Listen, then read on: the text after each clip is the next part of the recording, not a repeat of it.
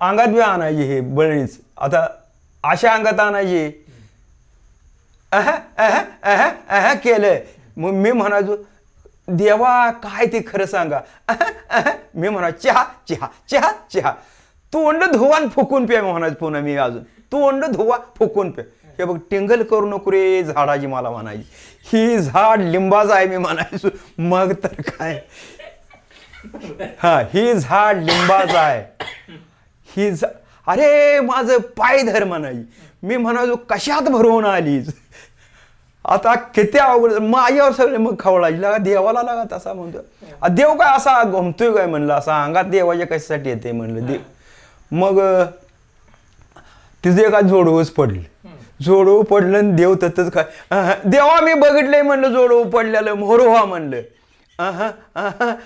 करत बसली आणि ती जोडवं घेतलं आणि अजून लिंबाचा ठापा घेऊन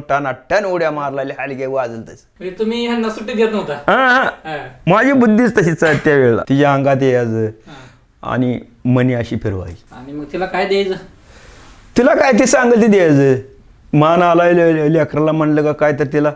देऊन टाकायचं धान्य देत होती मग परड्या माझ्या भरायच्या त्या म्हणायचे अमकं करायचंय देवाला तमकं करायचंय मग ती लागते म्हणलं दे ये बाया मग काय तुम्ही तिला परड्या भरायचा म्हणलं ते विचारा नाही का परड्या कशासाठी भरायच्या वगैरे आता ती परड्या आता देवाला नाव कसं ठेवायचं म्हणते ती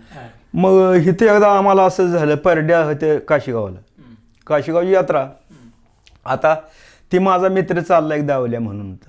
ती दावल्या आला ना ती मी म्हणला मी जरा बायचा आवाज काढला असं केलं ती देव माणसं आली मला म्हणली देवाय दारात लाजू नको तू साडी नेस म्हणली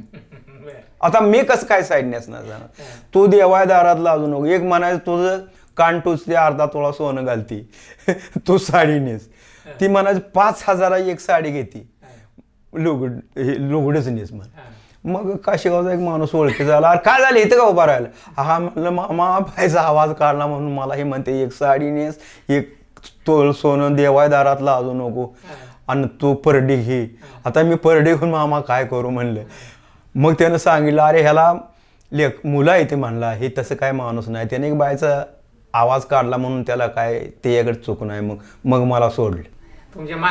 मागच जो 4 चुकते होतं माझी चेली हो म्हणायची मला साडी नेस म्हणायची मग मी काय असलं गपची बसलो आता देव माणसाला काय बोलावं म्हणलं गपची बसलो